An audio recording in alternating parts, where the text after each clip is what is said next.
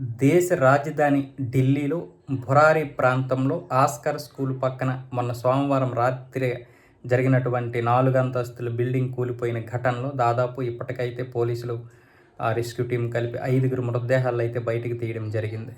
ఆ తర్వాత మరికొంతమందిని అయితే కాపాడడం జరిగింది. మొత్తానికి ఇప్పుడైతే 21 మంది అయితే బయటికి తీశారు. అయితే మరో 4 అయితే ప్రాణాలతోనే సజీవంగా ఉన్నట్లయితే తెలిసింది. వాళ్ళని ఇప్పుడు బయటికి తీసి ఆసుపత్రికి అయితే పంపించారు. నిజానికి వాళ్ళకి స్లాబ్ పడాలి వాళ్ళ పైన. అయితే గ్యాస్ సిలిండర్ వాళ్ళకి కాపాడింది.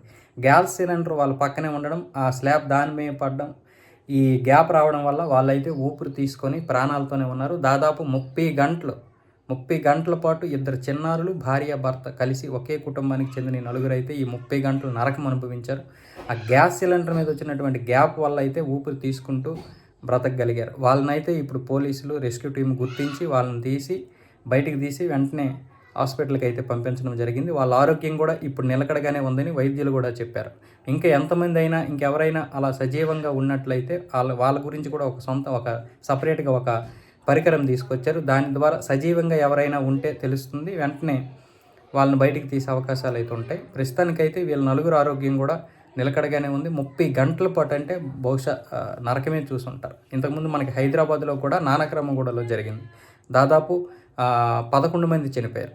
11 మంది చనిపోయారు, కొంతమంది అయితే గాయపడ్డారు. అంటే ఒక్కరే ప్రాణాలతో బయటకు వచ్చారు 12 మందిలో, 11 మంది పూర్తిగా చనిపోయారు.